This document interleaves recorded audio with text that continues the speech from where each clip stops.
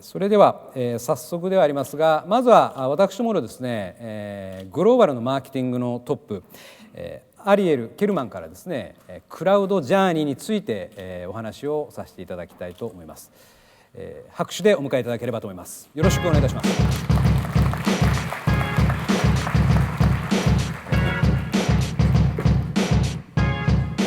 Thank you, Nagasaki-san. And welcome, everyone. I'm very happy to be here today to talk about a subject that has become very popular for our customers that we get a lot of questions about this. Whereas if we go back maybe 4 years ago, a lot of the enterprises, a lot of the CIOs were asking us, should I move to the cloud? Is it safe to move into the cloud? Am I the right type of company to use the cloud? And nowadays, we don't hear that so much anymore.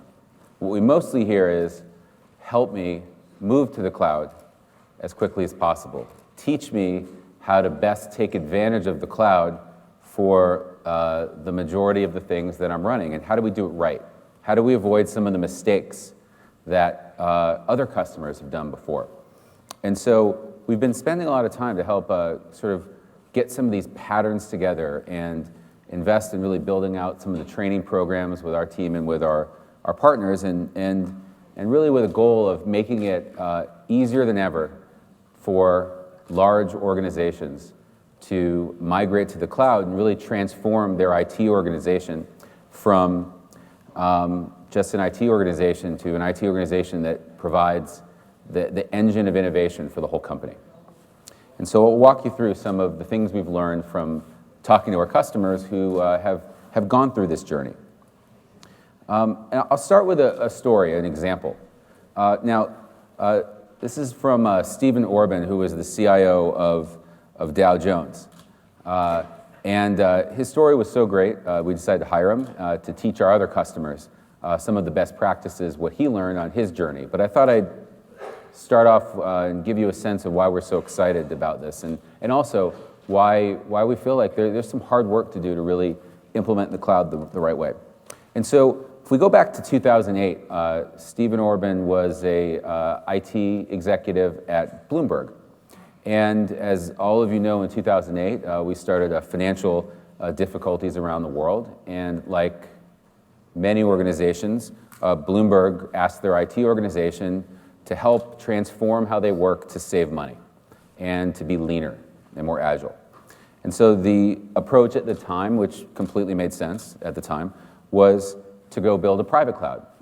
And so Stephen's engineers went through a process of spending a lot of money on new hardware and new software and building a new central private cloud that all the different product units could use.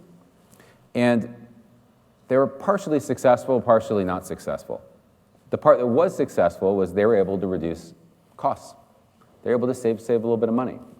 But ultimately, the product units and the CTOs of each of these product units became very unhappy. And they were unhappy because they weren't seeing any of the cost savings. What they were seeing is a platform where they lost functionality and with less features than what they had with their traditional on-premises infrastructure. And so less capable platform. And then at the same time, the new features were moving in too slowly. And that's because with a private cloud that you build, as an IT organization, you're also responsible for enhancing it and delivering the new features and the new capabilities. And that's often, it takes a while. It can be slow. So they really weren't getting what they wanted out of that project. Now, if you fast forward to Stephen's next job at Dow Jones, which is also responsible for the Wall Street Journal, in addition to the Dow Jones data services. In 2012, he was asked to undergo a similar process of digital transformation. And what he said is, well, you know what? I'm going to learn from my experience before that I need a platform that can not only save me money, but can also help us move faster. And he said, well, let's go with AWS, and let's do the investment to build out a cloud environment the right way that maps with the needs of our business units and holds a very high bar for security and compliance. So they built this, and they're about 3 years into their journey, and they're really happy with the results. The product units are delivering new products faster than ever. They've been able to move 50% of their workloads onto the cloud, and this transformation is probably best seen, the best way to see how exciting it is to look at what share of those people in their IT department are working on. And before they made this journey to the cloud, about 70% of their IT resources were focused on operations, keeping the servers running, keeping the systems that process their accounts payable and receivable, all the stuff that, as we like to say, keeps the lights on. So 70% on operations and only 30% on new product development.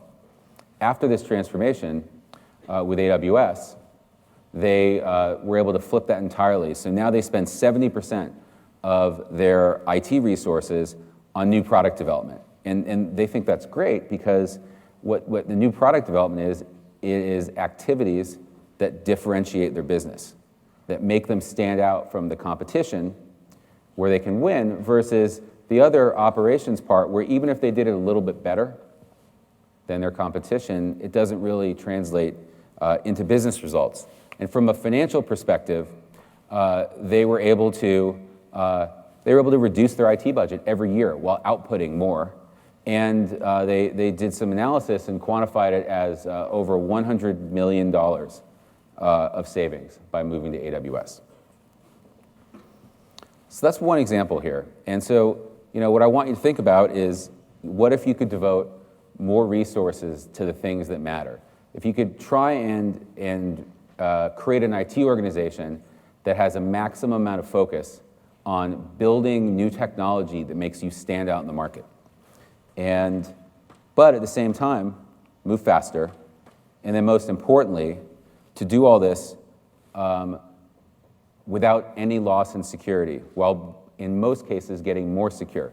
What we find from our customers that we talk to is a vast, vast majority of all of our customers tell us that their move to AWS, and especially when they go big on AWS, allows them to increase their security posture because it gives them greater control in configuration and more reusability, where they can bake in some of these security standards and compliance standards that they have. I'll talk about that a little bit more. So, we've seen over the past 10 years at AWS, virtually every shape and size of company and organization move to AWS. Media companies like Dow Jones, as I was talking about, the rest of News International, Condé Nast, the Financial Times. We've seen healthcare companies like Pfizer and Bristol Myers Squibb completely revolutionize the way they do drug discovery, with massive amounts of technology being applied. We've seen all types of companies. Even financial services institutions is one of the fastest growing segments of our customer base, with companies like Intuit and Capital One, and then manufacturing companies that have been around for a very long time, industrial companies like GE. And GE, for example, has moved 9,000 workloads to AWS. So I want to start to dig in a little bit onto this, this idea of what an IT transformation is and what an idea of this journey is, and hopefully share some of these best practices from some of our customers. And so if we sort of look at a traditional map of an IT organization, you think about part of the organization being about supporting the products and services that the company produces. Another group that's working on supporting back office systems, end user computing, and then around all of this, information security to make sure that everything is being implemented and used in the right way. And then supporting all of this underneath is a central infrastructure or operations team that we typically see that's responsible for the data centers, the servers, the storage, the networking to support everyone.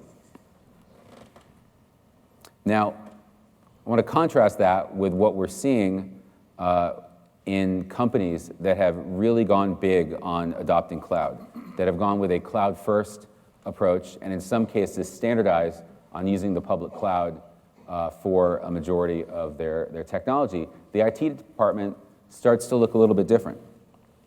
So I'll start with what doesn't look different, and that's the information security department. Still the core foundation of trust that everything relies on and of the standards that need to be enforced.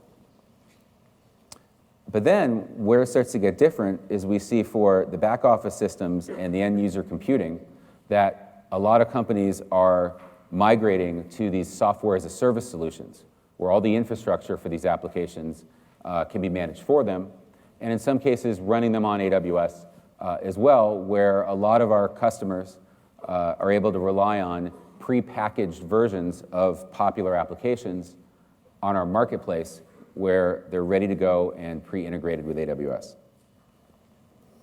And then they go and build a cloud center of excellence, a DevOps group where these are experts at using cloud infrastructure and getting all the best practices put together. And then on top of that, we see this focus on new products and services. And I'm trying to get with the size of these that the share of an IT organization that's focused on new products and on differentiating the business is growing. And that's kind of one of the main big pieces here. And what our customers find, it varies, but we're seeing on average around a 30% increase in output. You know, if you think about that as one of the measures of success is how many projects can your engineers produce in one given point in time, seeing a good benefit there. So how do companies get to that new future? If you want to get to that new cloud-first IT organization, we see lots of different patterns, lots of different processes, lots of steps. But in general, we see a lot of our customers follow these 4 steps when they think about their journey to a cloud-first IT organization. So the first part, which is a great first part, is to just pick a project. And there's often run into customers who say, well, I need to figure out if I can move everything to the cloud before I get started. And I need to figure out if everything can work, if everything fits my compliance requirements. But that's not the pattern that most of our successful customers take. Most of our successful customers start with a project where there's a lot of benefit. And in many cases, they pick a project where the rewards are high and the risk is relatively low. Maybe it's a new website. Maybe it's a new application that needs to be built. But they use that project to really prove out the success of this new model. And then they have a success story inside their IT organization where they can then use that to show all the rest of the people in the technology organization what the benefits of cloud are, how the risks were thought through, how we were able to make the security and meet the compliance requirements. And it's getting those first couple of success stories that some of our most successful CIOs have really told us is really key to their success. So next will be after our customers have gone through some amount of initial projects. Could be 1, could be 5, could be 12. At some point, they'll decide, you know, this is our future. We're going to go big on public cloud.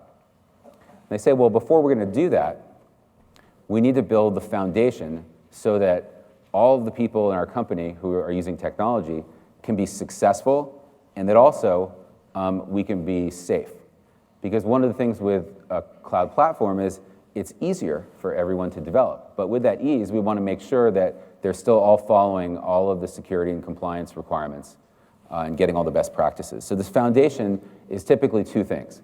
One is building out a hybrid architecture so you can integrate back with your on-premises systems.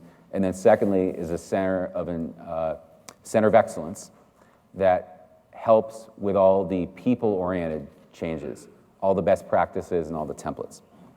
So once that foundation is set, then it becomes easy for the CIO and the IT leadership to say, okay, it's time to go. It's time to migrate in a big way. Migrate existing applications and build new applications. And this is where our customers like GE being a good example, once they built that center of excellence, then they really went from hundreds of apps moving to the cloud to thousands. And they had that support underneath that helped it be easy for them to get started and to get support. And that's what the center of excellence provide. And then once you have everything going at scale, then our customers tend to focus on optimizing. How do we make sure that we're getting good metrics for cost per application or amount of developer hours? Or are we using our cloud services in the most cost-efficient way? So these are the stages that we see. So what we've been focusing on at AWS is to really build up a platform with enough functionality, enough services to support starting a project anywhere in your existing IT organization.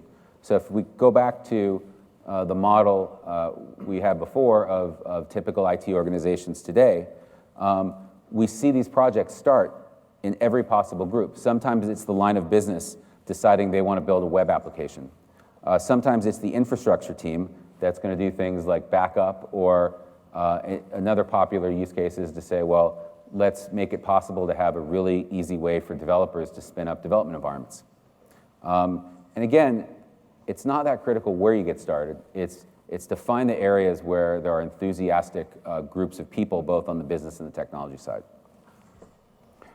And then in terms of what type of projects, some of the most popular that we see as a good way to pick some of these is if there's new product development. If you're going to build something new for the first time, building it cloud native is often a great way to go. If there's going to be a hardware refresh, instead of buying new hardware, which you have to buy anyways, you can deploy that in the cloud. Modernization, if the existing systems maybe are too slow, we need to upgrade them, that's a good one. And then something that's becoming very popular is desktop as a service, is to have this desktop virtualization delivered as a service, and we have a product, Amazon Workspaces, that's very popular for that. And so if we think about this foundation, as I was talking about before, there's two sides of it.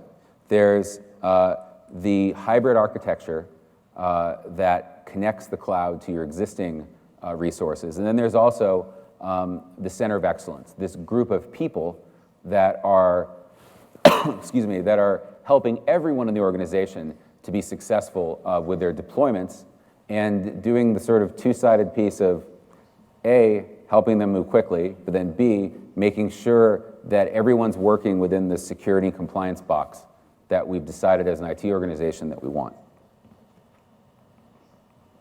And so if you think of this center of excellence in a little bit more detail, they're responsible for all the best practices around how to use cloud.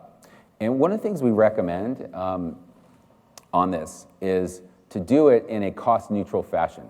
And what I mean by that is, instead of saying, well, I need 10 or 20 more people to go build the center of excellence, what we've seen work the best is to basically do it without any more people, and essentially pick one of the engineering teams, one of the development teams that is most likely to benefit from the cloud, and you tell them, guess what, you get to go first, but then also you're responsible for documenting all these best practices and end up being the center of excellence that helps teach the rest of the company. And we found that work really well. And so you look at this last bullet, I kind of like that as the three things that we often tell a center of excellence team they got to do. Automate everything, be customer friendly to the other engineering teams, and then you're responsible for running what you build. And we often find that DevOps approach of the developers have to run what they build helps really change a lot of the dynamics of where you often have tension between the application teams and the infrastructure teams. The application teams often say the infrastructure team maybe moves too slow. The infrastructure team says the application team doesn't think about all the operational considerations. But when we have this DevOps approach, these two teams have to work together.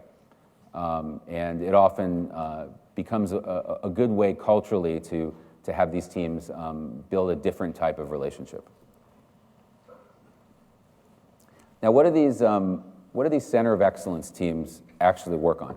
And so a couple examples here of some of the main things they do. Well, they build this hybrid architecture, and I'll talk to you about that in a second. But I think the second piece, the reference architectures, is probably one of the most interesting. If you think about this as having blueprints for all of the common applications that you may want to build. And this is, it's a pretty exciting thing that you can do when you have virtual versus physical infrastructure. So if you say, for example, there's a Microsoft SharePoint architecture, and your center of excellence team can spend some time and figure out how to implement SharePoint with the right architecture that meets your standards for what versions, for the right security architecture that you've put in there for any different implementations that are required for your compliance needs. They build this once, and they save it, and then you now have a gold standard blueprint for SharePoint. So if someone in a different department wants to spin up SharePoint, they can just click and say build. And all the different aspects of how you deploy SharePoint in a way that meets your standards for security, compliance, performance, backup, and disaster recovery, that's all encapsulated. That all is built in, and you get to take advantage of it. And imagine that across dozens and dozens of types of workloads. So we're making it easier for people across the company to do these implementations. Next, they're often responsible for identity management, making sure that your infrastructure is integrated with your existing on-premises security standards, doing the cost and account management of chargeback, and then managing all the assets. And then, of course, providing training, which is also something that we can help with in our partners as well. So next, to talk about the hybrid capabilities. These hybrid architectures have been important to us, really from the beginning when we started working with large enterprises. We may not have called it hybrid then, but our engineering teams at AWS have been working on functionality to make it easier to integrate between public and private cloud.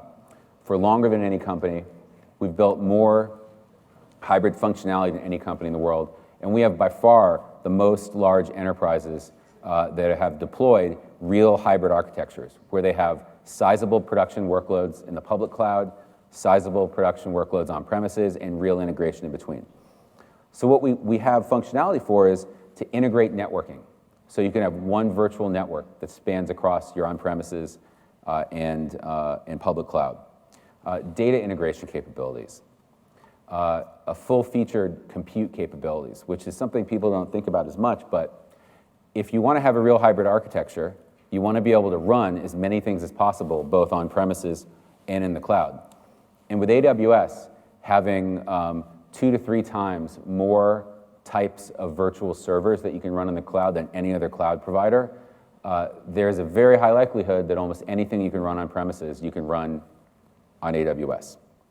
And the security controls and then the deployment management, where we've done things like building plugins for VMware and Microsoft's systems management tools so you can move workloads back and forth. And then our customers, once they've built this foundation, once they've set up their hybrid architecture, they have their center of excellence, they often then focus on migrations, of moving these large numbers of workloads to the cloud and getting better and better at it all the time. This is where we really see the scaling. And moving applications to AWS has never been easier. There's been a lot of work that's been done by our teams at AWS and by our partners to really build out all the training and support and outsourcing, if necessary, and tools to help our customers be able to migrate applications to the cloud as easy as possible. So to give you a couple examples of some of these migrations, we have the News UK shortening their time to market, which means how quickly they can roll out new digital information products by 6 months by migrating 60% of its data centers. We had Hess shutting down data centers in 6 months. Wilmar saving 50% on their capital expenditures by moving to AWS. And Kaplan and Delaware North shutting down data centers as well. This shutting down of data centers is something that has become very popular. We've even had one of our customers, Condé Nast Publishing, that makes Wired magazine and a bunch of other magazines. Their CIO got so excited, he made a music video, of them shutting down the last data center and taking all the servers out, and the whole team celebrated it. So we think like that's sort of going to be the future. The future of what IT organizations are celebrating is freeing themselves from the shackles of all the hardware and software that's slowing them down and focusing their teams on building new things and moving more quickly. And when it comes to the actual migration process, we've learned a lot from learning from our customers over the past few years, and we've worked on building up a methodology that we think works pretty well for a lot of our customers. I won't go through it here, but what I'd say is that if you're interested, we can have our professional services teams walk you through this, and a lot of our partners are collaborating with us on the same methodologies where we can kind of really learn from the best practices as our customers do thousands and thousands of migrations, and we learn what works great. So when it comes to how you migrate, there's some interesting forks in the road on this journey. If you're going to decide to migrate an application, there isn't really one way. After you've sort of, if we start on the left here, I won't go through every single dot, but I'll give you a sense of this. After you've done some discovery and tried to figure out what's important about this application, there's a step of really figuring out the path. Now, in some cases, people decide to retire or decommission applications. It's very common for, when we talk to CIOs about migrations, that they say one of the best parts of the migration process was discovering all of these applications that we needed to decommission. So some get decommissioned or retired. And then for the ones that they're going to move, there's different ways to do it. First of all, you could just rehost it, what people often call lift and shift. You take the exact same application with no changes and run it in the cloud. In some cases, we take the same application but re-platform it. So maybe it ran on IBM DB2 when it was on premises, but now you want to move it to Oracle or MySQL, but still have the same application. So we see some of that going on. We see some repurchasing. This happens a lot too, where as part of these migration processes, some companies decide that they're going to move to a SaaS vendor and have the infrastructure managed for them in a completely vertically integrated product. We see that a lot. And then refactoring, I think, is probably one of the more interesting ones, where you take your same application and you decide to rewrite or improve or upgrade part of it. An example of this would be if you have a customer-facing web application that uses an Oracle database, and you want to have it run across multiple data centers for failover. Or if you want to have a new backup functionality that's built in real time to one of your applications. So we see people modifying these. And in some cases, all the way to the end, we see people completely rebuilding these. But there's lots of different patterns. And I think at each of these stages and decision points, it's a good area to ask for help. And not just from us, not just from our partners, but from all of you in the room. And I find a lot that some of our customers tell us the most valuable lessons they get are from engaging with other customers, with their peers, and learning about what has worked. So I highly encourage you to speak with each other at this conference about what each of you have learned. So at AWS, in terms of helping, we have a deep professional services team that is growing. And one of the things I'd say about our professional support is, while we do some projects on our own sometimes, in a vast majority of cases, we implement side by side with our systems integration partners. And we share best practices frequently. And we designed our professional services from day one to be partner-friendly and to exist not just to help our customers, but to help our systems integrator partners be successful. And then we also have enterprise support, which has really grown into the most comprehensive and trusted cloud support offering in the world today. And these guys do a great job.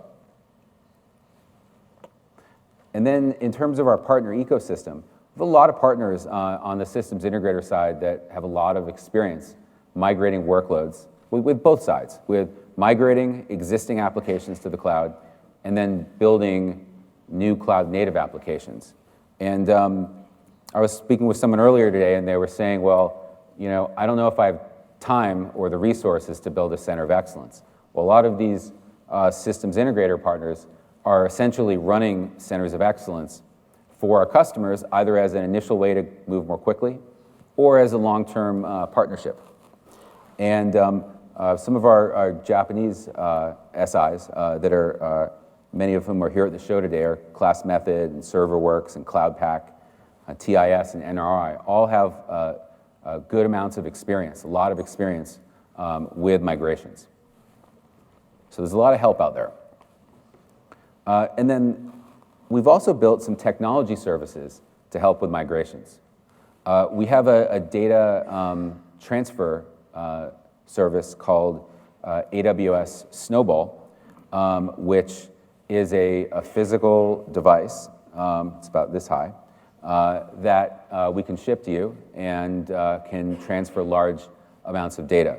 It's not available in Japan now, but our engineers are working on making it available as quickly as possible.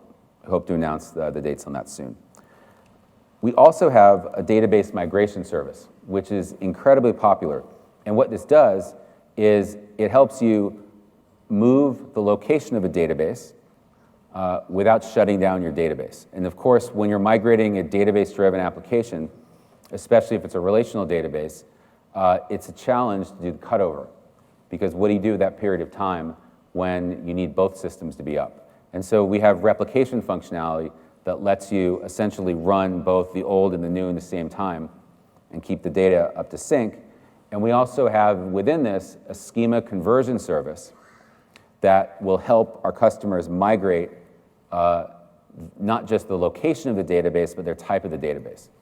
One of the most popular technology migrations we're seeing today are customers moving away from Oracle databases, of customers being sick and tired of the very high maintenance costs, of the inflexible licensing and support, and wanting to move to more open platforms. And so we've seen a lot of migrations from Oracle to either MySQL or Postgres or our Aurora product that's based on MySQL so that they can have an open database and reduce their costs and become more flexible. And then lastly, we have a VM import and export. And what this allows our customers to do is if they're a VMware environment and they have existing images of virtual machines, they can import those to AWS. And so if you have your application already running in a virtualized environment on premises using VMware, this is one of the tools that can help you migrate more easily.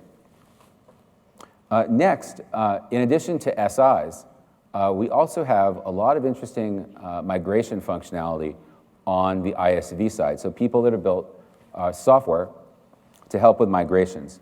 Racemi is an interesting one to call out where they have utilities that can run on the servers in your on-premises infrastructure and help migrate those applications over. And then New Relic on the performance management side also has some tools, and they're actually here as well. I encourage you to talk with them about some of their migration tools, which are pretty interesting.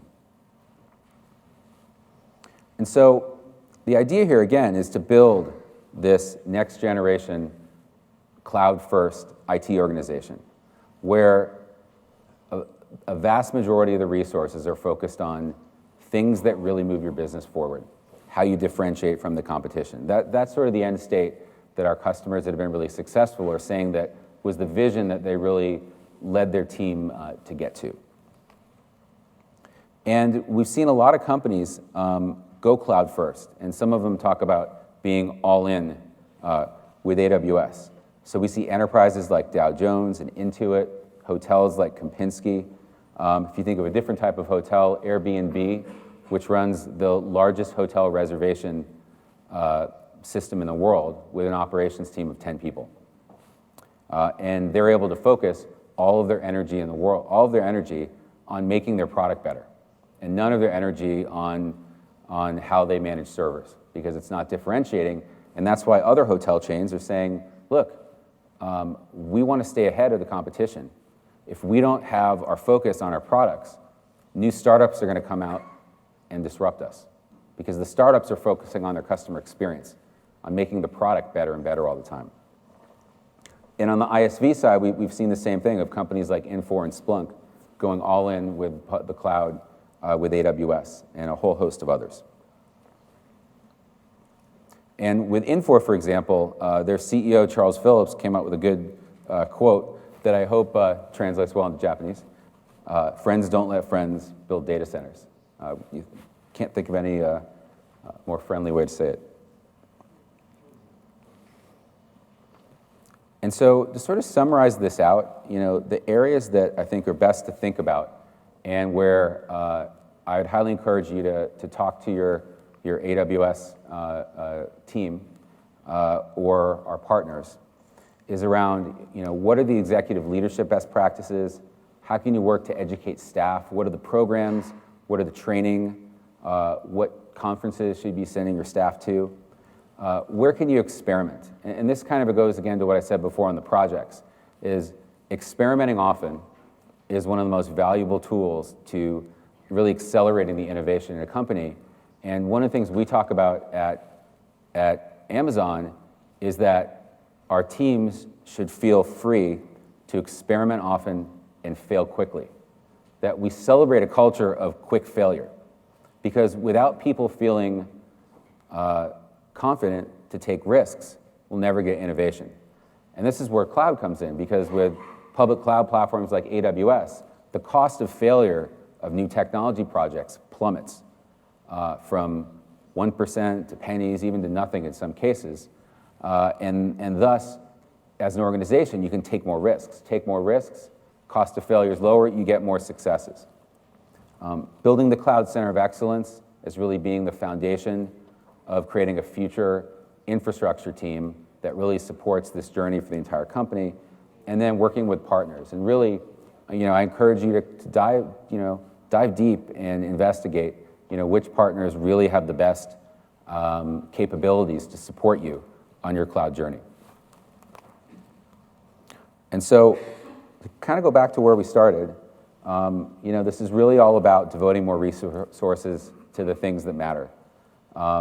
And a way that one of our customers, GE, talks about this is they want AWS to be our trusted partner that's going to run our company for the next 140 years. And I encourage you to read online. We have some materials on GE's journey. There's a video they've done. And they, for a large company that's really transformed the most, and we're going to have a presentation from them later today. I've learned a lot from them, and I highly encourage you guys to learn as well. Oh, I built in the wrong order. And as I covered before, moving fast without sacrificing security, or moving fast and making your security posture even better. All this at the same time. It's this whole world of trade-offs changes when you have a new technology platform to run on, like AWS. And so with that, I thank all of you for your time.